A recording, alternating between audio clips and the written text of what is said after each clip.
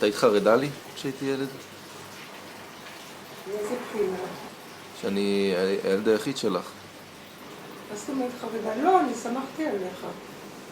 כאילו חרדה פיזית וזה, פיזית אתה תמיד ידעת לשמור על עצמך. לא, לא רק פיזית.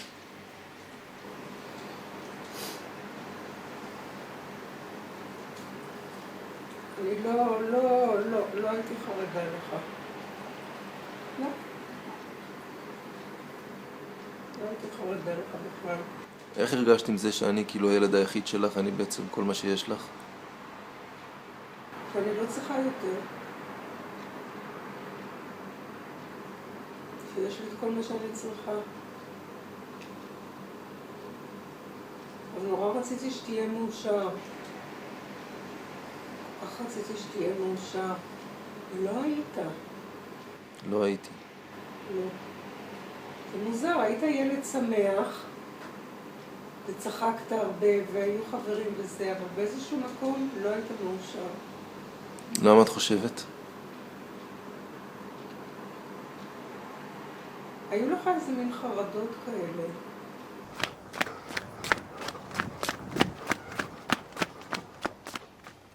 פחדים. לי לא היו מובנים בכלל. היום הם מובנים לי. איזה פחדים?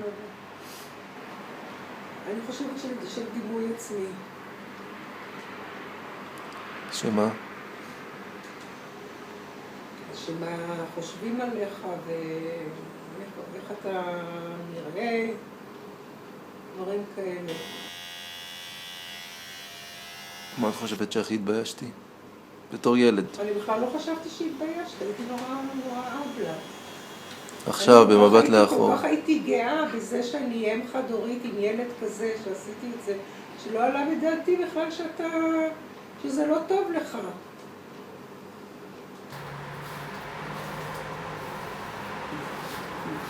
בושה זה בכלל לא דבר שאני מכירה. אז לא היה לי שמץ של מושג שאתה כן.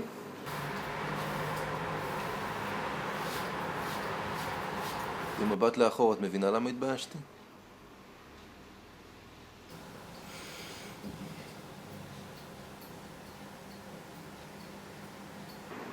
אני מבינה, אני רק לא מקבלת את זה. אז מה אם אין לך אבא? בגדיל, מי צריך אבא? הלוואי ולי לא היה אבא. הוא רק עצבן אותי. אתה מבין? אבות הם לא מי יודע מה.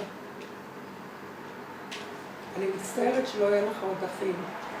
זה כן. זה כן. כי אז הייתה לך תחושה שיש לך משפחה, וגם לי הייתה תחושה שיש משפחה. זה כן. זה חבל מאוד. חבל מאוד מאוד. זה מה שהיית צריך אתה, וזה גם מה שהייתי צריכה אני בדיעבד.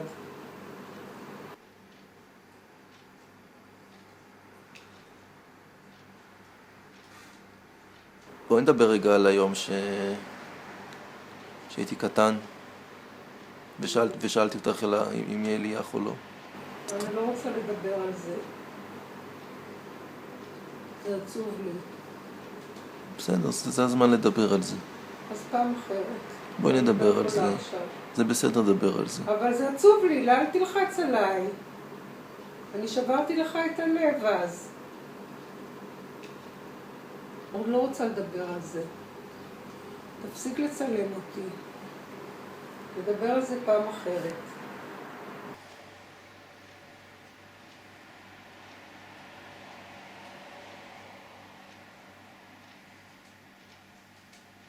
והנה עוד תמונה. תראה כמה שהייתי רזה בחתיכה. לא יומן. פה אני גם שזופה, חזרתי מספרד בדיוק.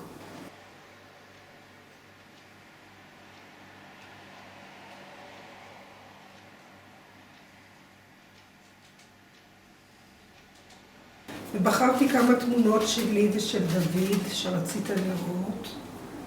הנה, כאן שרואים את דוד. יש כאן איזו תמונה אחת שלדעתי נורא יפה. של דוד. זה מביך אותך? לראות את זה? קצת. אז מה, אז אל תראה. לא, הנה, זה פחות מביך. באופן כללי מביך אותי לראות אותך עם גבר. זה כל הילדים אני לא ככה. רגיל. אני לא זה לא רגיל. בגלל שאתה לא רגיל.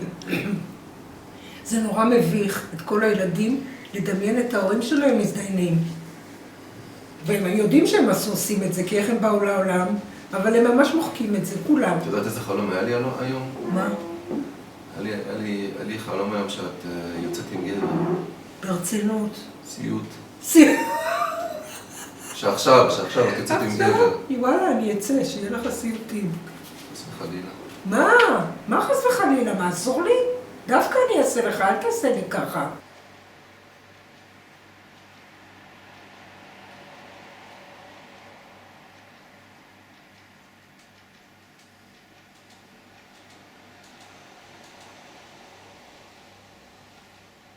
התחת שלך גדל זה זוועה.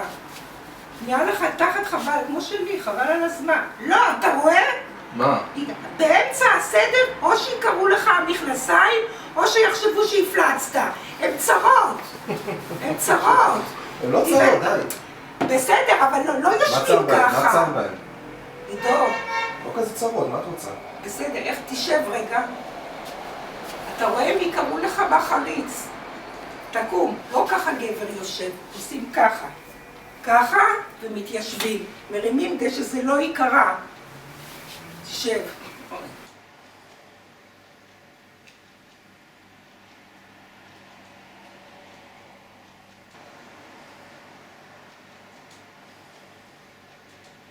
אבל את יודעת שזה הסיוט הכי גדול שלי. שאני אצא עם גבר? כן. זה לא ידעתי. לא ידעתי. לא יודעת שכשהייתי קטן שאני לא רציתי לראות אותך עם גברים? כי כל אחד ככה, אבל חשבתי שיצאת מזה. לא חשבתי שזה סיוט. טוב, זה לא אקטואלי. אני עכשיו אקח גבר, איזה גבר? בן 80, גריאטר? מה אני אקח? מי יסתכל עליי? מסתכלים. תתפלא.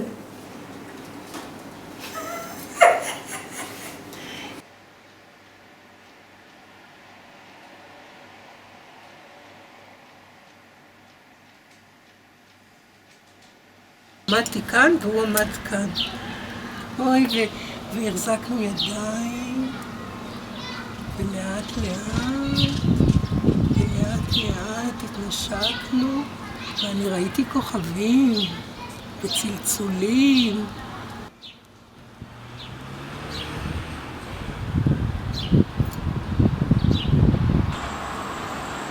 אני רוצה להגיד לך לגבי הקשר שלי עם דוד, זה היה משהו שהוא הרבה מעבר למאוהבות.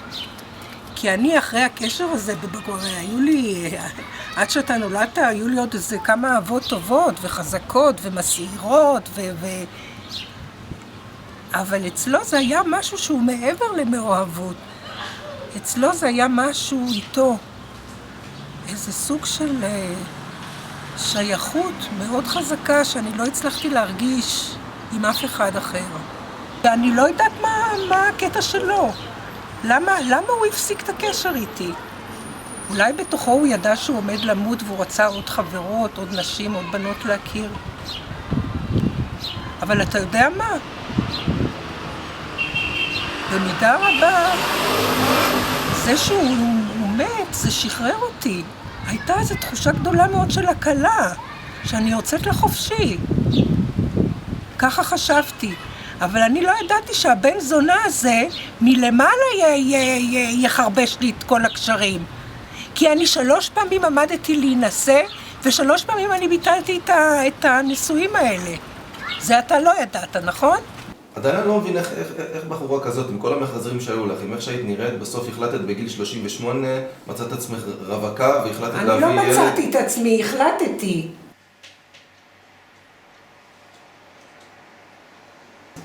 אני, בשביל כוס חלב, לא צריכה את כל הפרה. ויתרתי על הפרה, קיבלתי שמפניה. לא צריכה. באמת לא. אני, על מספר וכמות הפלירטים והאהבות שלי, וזה אפשר לעשות סדרות בטלוויזיה. אין שום דבר שיכול לחדש לי. עד פה זה כבר הגיע לי, נמאס, התעייפתי. התעייפתי כבר. איזה סוג של גברים אהבת? רציתי לצאת לפנסיה מגברים. אחר כך רציתי לצאת מפנסיה מעבודה. 2 פנסיות היו לי בחיים. עכשיו אתה מבין קצת יותר אותי? תדע לך. קצת יותר. תדע לך שהחיים שלי... אולי תעשה קצת שינויים, כל הזמן אותו דבר. צלם קצת מפה, צלם קצת מפה. בסדר. אתה משעמם אותי, אני נרדמת. אוקיי. תלך קצת, תראה את זה. ממני את לא, בחיים לא תצאי לפנסיה, זה הבעיה. אולי אתה תצא ממני מפנסיה? עוד פעם, שף, שזה צריך להיות אוטומטי. שף! רגע! שף! למה צועקת אבל? נו, תזדרז. שף! מה הטעם שלך בגברים? כי עושה לי רושם שהיה מאוד קשה להיות הגבר שלך. מה זאת אומרת מה הטעם שלי בגברים? איזה תכונות... איזה סוג של גבר? כן. לא כמוך. נו, שף. מה את רוצה שאני אעשה ככה? כן. הנה, מה את רוצה? יופי, עכשיו תקום. עכשיו תעשה את זה יותר טבעי, לא ככה כאילו. זה ככה אף אחד לא יושב, תעשה את זה כאילו דרך אגב, כמו שגברים עושים, ככה. מה היא רוצה? נו, תעשה כמו שעשיתי, נו. דוד, הגבר שכל כך דיברת עליו כל הזמן. אז בוא אני אגיד לך מה הטעם שלי בגברים. הם נורא ביצועיסטים, והם דייקנים, ויש להם תנועות גוף מאוד יפות, הם ספורטאים כאלה. ככה, כדרך אגב, נמרצות, זהו, קום. נמרצות, בדרך אגב. נמרץ בדרך אגב, דרך אגב למצלמה. זהו. בדיוק ככה, עוד פעם, קום. עכשיו אני גבר. הנה. לא, מה? נו, עכשיו אני גבר, נו. זהו, יופי! בראבו! עכשיו עשית את זה טוב! איזה גבר תותח! יופי. נו, זהו. זהו? עכשיו אתה מוכן, כן. כן. אתה צריך לעשות משהו עם התחת הזה. קיבלת את התחת שלי ואת הכרס של אבא שלך. סוף סוף. מה אמרתי לך? אתה כל החיים רצית להיות שמן, ועכשיו אתה נהיית שמן. אז תזכור שזה דווקא סימן טוב. שזה אומר שאתה תגיע לכל דבר שאתה ייחלת לו, רק קצת יותר מאוחר ממה שאתה חושב. זה הכל. אתה לייט בלומר, והשומן הזה ירד. אתה אוהב אותי? תראי את השכל. איזה ילד יש לי תותח. אתה יודע למה השמנת? למה? כי טוב לך, וכי אתה בבצלאל. כל הדברים הטובים קרו לך בבצלאל. וואלה, בחיי. לא ידעתי שזה מוסד שיקומי. לחיים.